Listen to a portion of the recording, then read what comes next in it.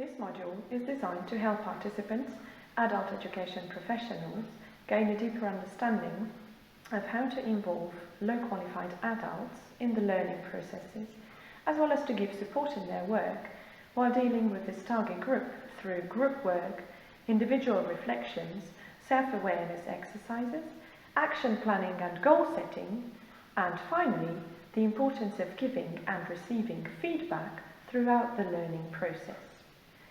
This module will give an overview of what should attention be paid to while providing already implemented good practice examples for motivating the target group of low-qualified adults in improving their involvement and motivation. Learning outcomes. Upon completion of this learning module, participants, which is adult education professionals, will be able to understand how to approach low-qualified adults in order to engage them in learning processes, understand how to connect learning to real-life situations, understand why and how to motivate low-qualified adults on their learning path. They will also be able to assess low-qualified adults' skills, understand what action planning is and the benefits of mastering this skill, understand what goal setting is and its importance towards success, combine action planning and goal setting for setting a strategy, understand how to work with positive feedback. The 4 units of this module will concentrate on how to identify low-qualified learners and how to involve them in the learning processes. Secondly, how to establish a bond and a trustful relationship between trainers, educators, and the learners. How to set goals and how to work towards them. And fourthly, how to give positive feedback and why is positive feedback so important. All units will have a face-to-face session as well as online parts which can be used whenever necessary. Apart from the present material, within the face-to-face sessions, there are also external links suggested which can help out the adult education professionals in their work with low-qualified adults. The Comp-Up Toolkit collection should also be used. Within each unit there is a concrete suggestion for extra resources from already implemented successful projects.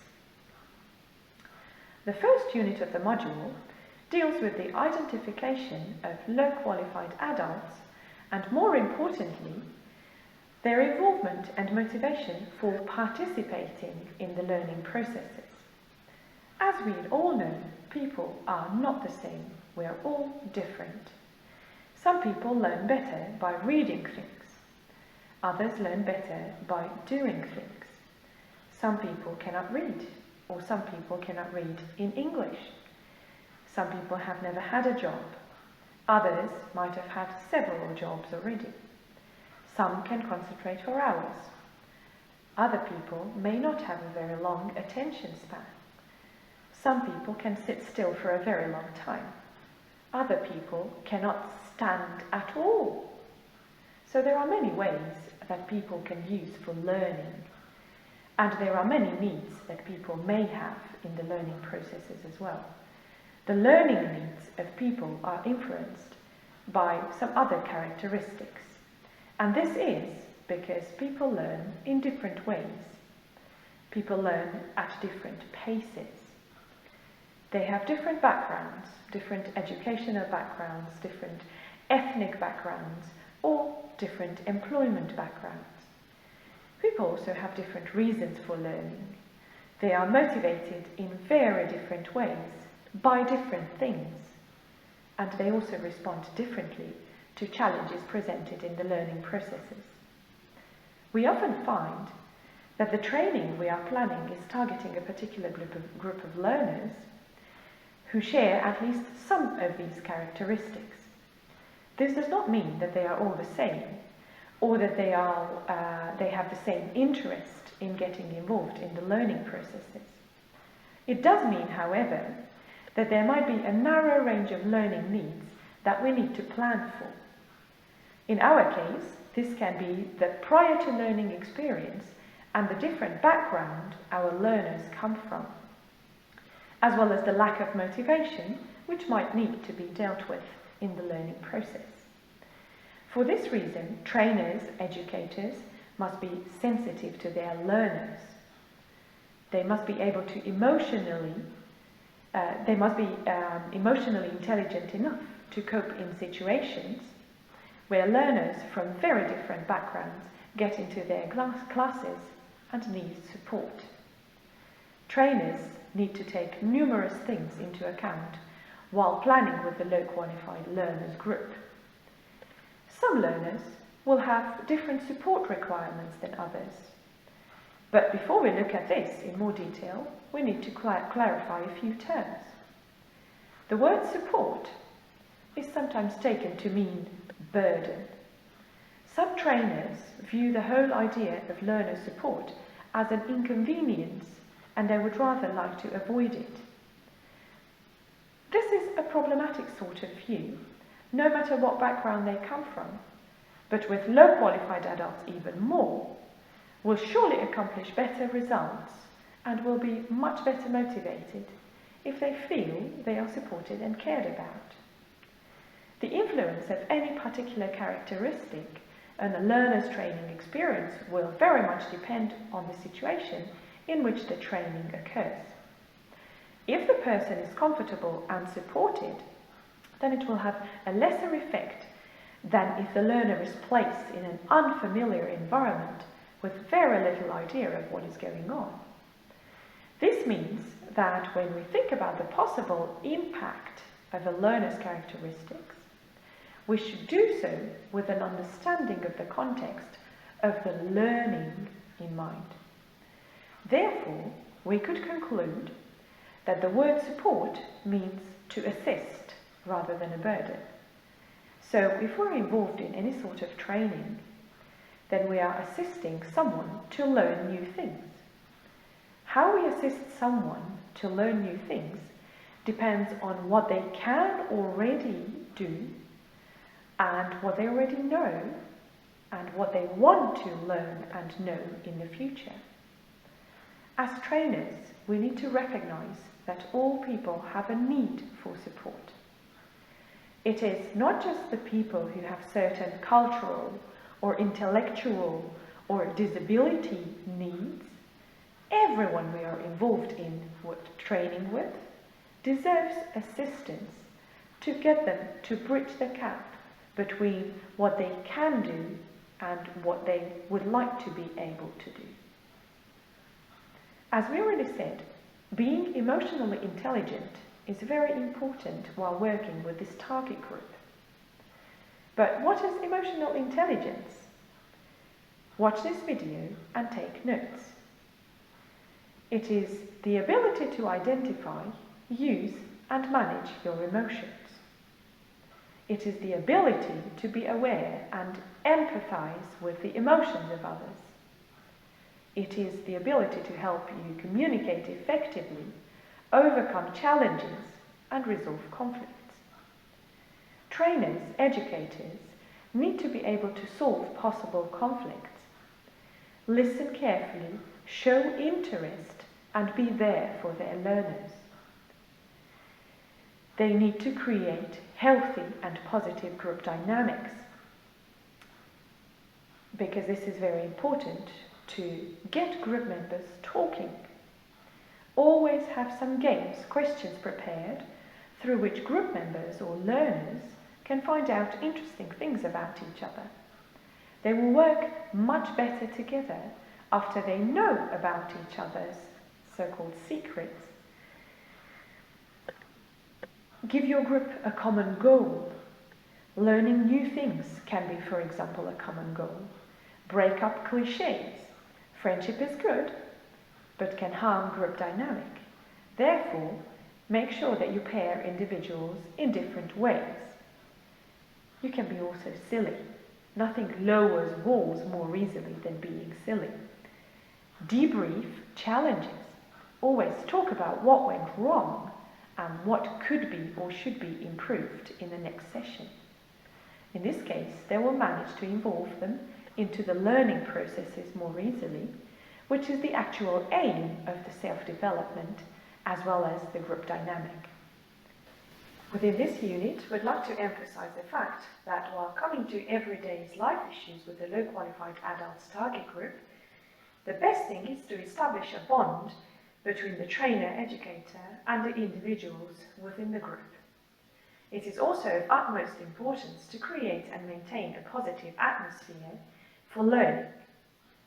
Moreover, linking classroom activities with everyday life actions, such as going to the post office, library, or writing a CV, or applying for a job online, completing a house contract, understanding its content, and so on, will all contribute to learners' development. By going through these steps, or at least some of them, will provide more concrete support to the target group.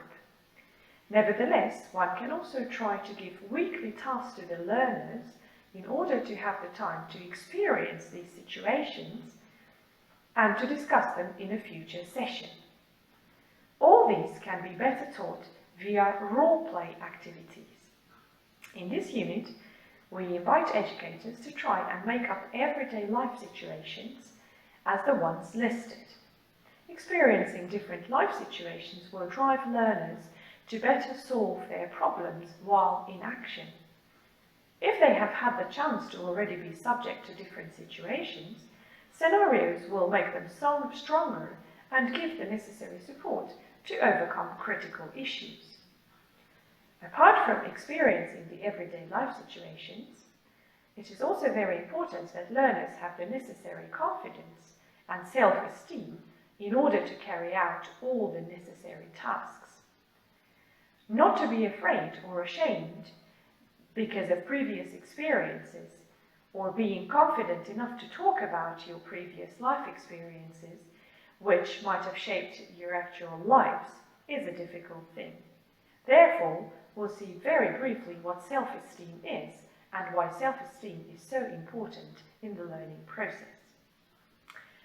And of course, how trainers or educators can help their learners in building their self-esteem and creating a better picture about themselves. Self-esteem is a driving force behind our confidence and how we see and feel about ourselves. It also includes our sense of value, our own significance, and our self-worth. Research has shown that over 80% of people struggle with varying levels of low self-esteem. In case of one experiences difficult learning situations, to get to study again will be a really hard step to take. Yet, having a solid sense of self-esteem has the chance to positively impact and powerfully transform every area of our lives, from our relationships to our career, from our health and well-being to our fulfillment and levels of success. A deep feeling of self-esteem is something that needs to grow and be nurtured over time. One needs to work towards it. Low self-esteem can stem from many areas, and it is largely influenced by how other people see and treat us. For example, an unhappy childhood can be also a reason for low self-esteem. Those who grew up with critical, abusive, or neglectful families or neglectful parents are more likely to face challenges with their own self-esteem, self-worth, while those who experience acceptance, love and affection and approval are more likely to have a higher sense of self-value. Traumatic experiences can be another reason for low self-esteem. Lower levels of self-esteem can also very much stem from experiences of failure or negative self-talk, for example. Many cases of low self-esteem are perpetuated by negative self-talk. This could be a story that you have created yourself, or that someone else created for you a long time ago, but you continue to believe it. What can be done in these situations? There are a number of aspects which one should pay attention to. For example, you can identify who you are and try to be true to yourself. Self-awareness and a little soul-searching are critical to your success in life and your self-esteem. Looking for the good can also be another way of raising our self-esteem, or stopping compromising yourself and decide what is important for you. Naming these things will give you an inner compass to guide you. And lastly, accepting yourself. We all want to be accepted for who we are, but first we must accept ourselves. Rapport is a connection or relationship with someone else. It can be considered as a state of harmonious understanding with another individual or group. Building rapport is the process of developing that connection with someone else or with a group. Sometimes rapport happens naturally. We all have had experiences where we hit off or get on really well with somebody without really having to try hard. This is often how friendship starts. However, rapport can also be built and developed consciously by finding common ground and being empathic to others. Rapport, therefore, is basically an emotional connection with other people. Building rapport is the process of establishing that connection. It is usually based on shared experiences or views, including a shared sense of humour. Building rapport tends to be most important at the start of an acquaintanceship or working relationship. The rapport is created, however, can last for many, many years. As already stated, if learners feel safe and confident, they are able to improve and get involved in activities which you, as educator, can set for them. Therefore, it is really important to establish the bond with the group and, according to the possibilities, with each individual from your group as soon as possible. That will take you towards big successes and achievements within the learning process you start your common journey towards. After making sure that you'll have a pleasant, secure and trustworthy atmosphere within the group for a fruitful cooperation and big achievements, now it's time to get an insight into how you can facilitate goal setting and action planning among your learners. You should keep in mind and always remember, and also remind your learners, that a goal without a plan is just a wish. Action planning is the process of turning your goals into actions. Taking your ideas and planning how to make them reality. The best strategies, whether for life or work, include action planning as part of the strategic thinking. After all, it doesn't matter how good your strategy is on paper if you cannot implement it. So action planning ought to be a crucial part of strategizing, but often it's not, unfortunately. You should make sure, therefore, that your learners understand the need of an efficient structuring of their goals.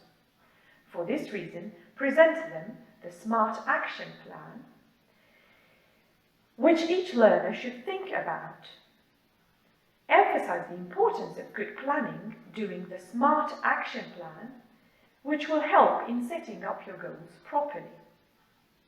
So, how should your actions be in order to achieve your goals? They should be SMART. S, which is specific, meaning what is the person going to do? This should be phrased as a positive action. To go swimming, for example, rather than not to sit around too much. M, measurable. In other words, how much will you do? How often will you do this? A, as appropriate or attainable. Something you want to do, and try to answer the question, how important is this action? R, which is realistic or relevant. How confident is the person that they can carry out the action? And the last one, T, is time-based. When will the action be carried out? After being sure that learners understand the essence of good action planning, you are ready to keep thinking about the goals within the goal-setting processes. Goal setting is an ongoing process. It never ends. Your goals need to be evaluated and revised. It is of utmost importance to stay flexible about them. Goal setting is a powerful process for thinking about your ideal future and for motivating yourself to turn your vision of this future into reality.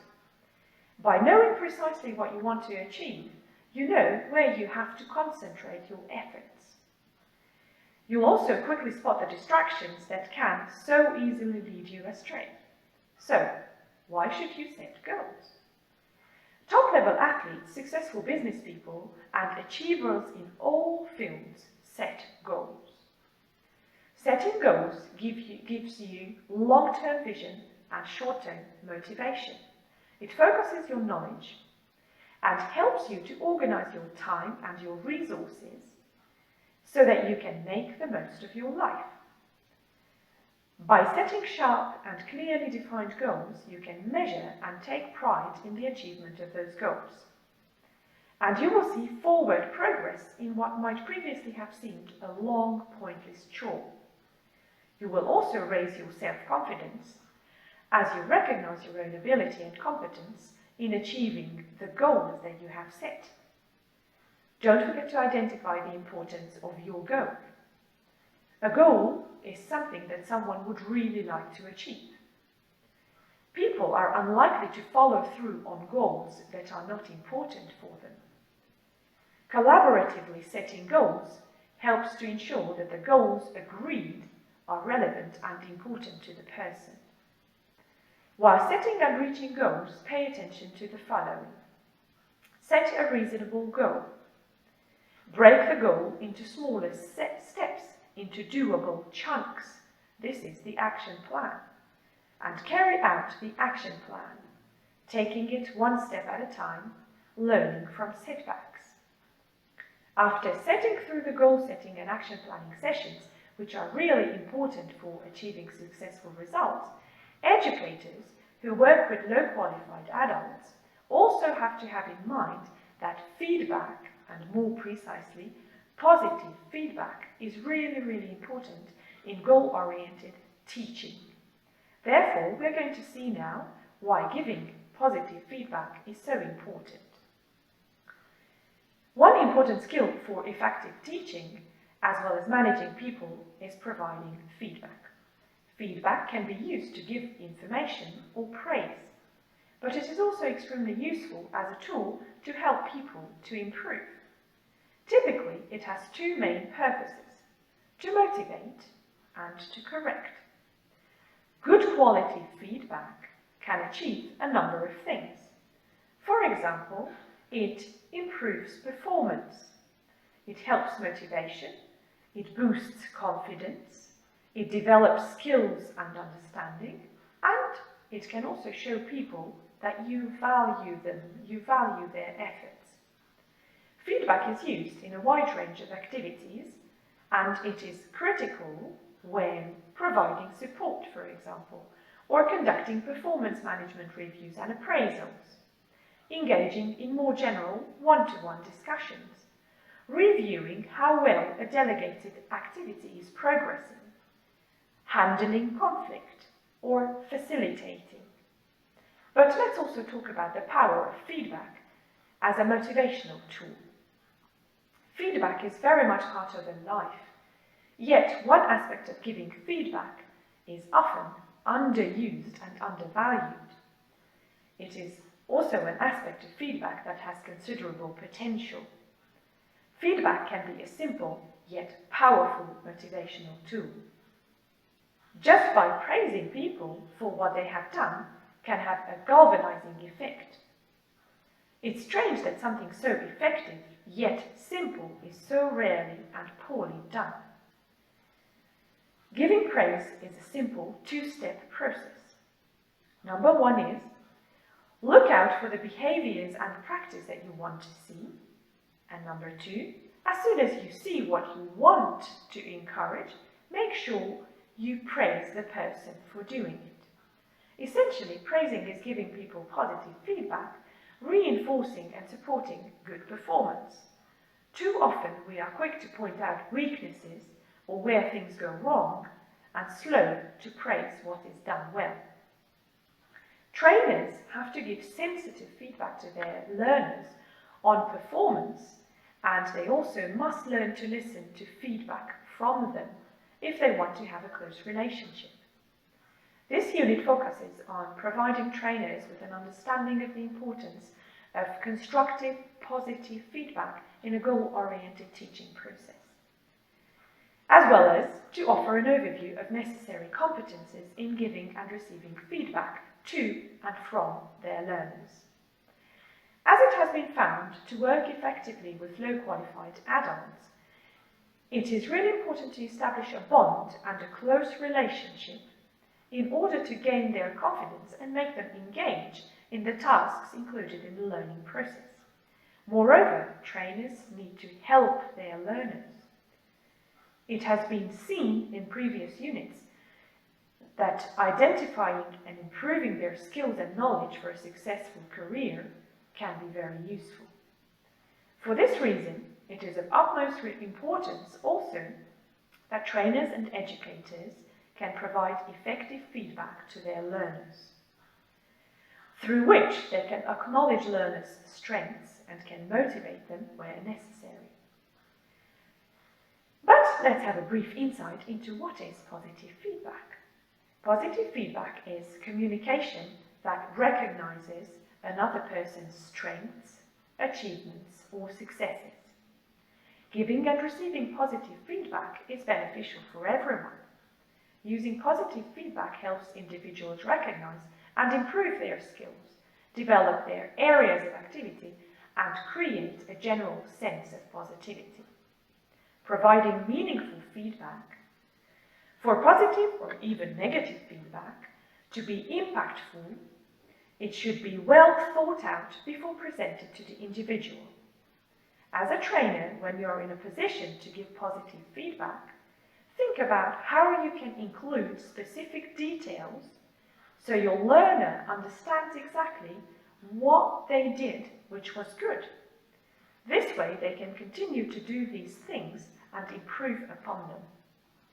While your feedback should be specific to the individual and the situation, there are a few best practices you might consider when preparing your next piece of feedback. For example, whenever possible, link positive behavior to learning results, or deliver the feedback as close in time to the event as possible. Deliver positive feedback in front of others when possible and when appropriate, of course, if you think the others can also benefit from it. You can be specific and as detailed as possible to help the recipient implement the positive feedback in future situations. Avoid giving positive feedback too often or for trivial reasons to maintain its meaning. Avoid delivering positive feedback in a condescending manner or tone. For the evaluation of the module, in order to make sure that your goals have been achieved, you can generate group discussions and discuss individually with your learners, alternatively. With the presented module, we aimed to supply some competences, new didactic possibilities, and methods for trainers, educators, to develop effective outreach, guidance, and motivation strategies while working with lower qualified adults. We hope we succeeded and managed to provide some tips and hints for your training sessions, which you'll find successful in the future.